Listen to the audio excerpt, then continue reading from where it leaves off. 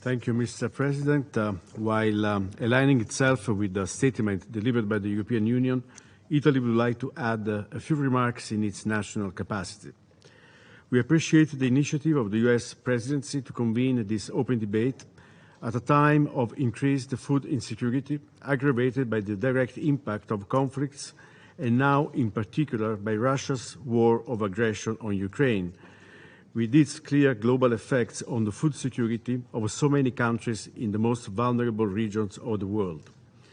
After decades of promising trends, progress towards SDG 2 on zero hunger has reversed, and we are now seeing millions of people more affected by food insecurity, hunger and famine. We are far from reaching the zero hunger goal, and we need urgent action to reverse the trend and preserve our 2030 horizon.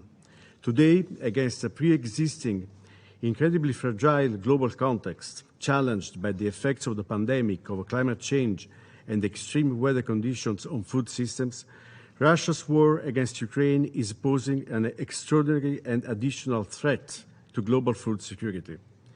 The impact of the war on global food supply chains is now directly threatening at least 50 million people in the most vulnerable countries, without accounting the wider effects of record high prices of food in the global markets.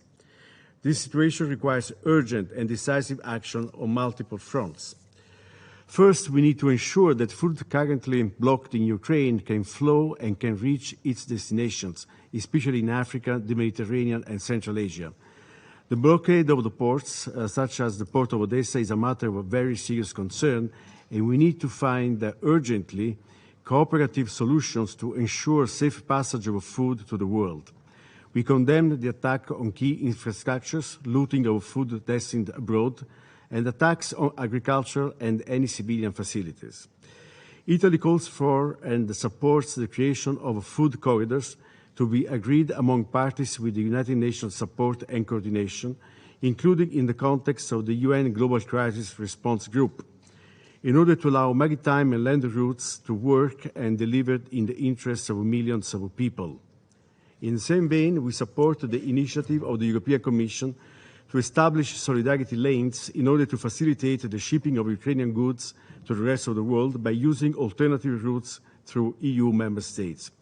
To starve more millions of people in the world, to risk further socioeconomic disruption or destabilization of fragile countries and regions is in no one's interest. Mr. President, food security remains a fundamental priority for Italy and a key objective of our foreign policy and international cooperation action.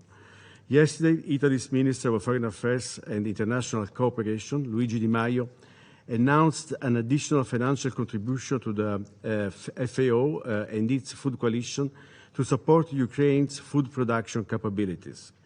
We also signed the roadmap for global food security call to action, in which we reaffirmed the commitment to acting with urgency at scale and in concert to respond to the urgent food security needs.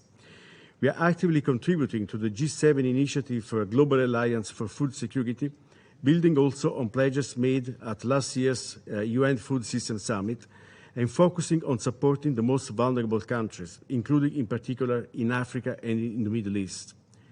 In this context, as announced yesterday, Italy is going to convene the next June 8 a Mediterranean ministerial dialogue on food crisis to engage all stakeholders and address the key vulnerabilities within the region. We also need to work for long-term, sustainable solutions and solve root causes of hunger and food insecurity.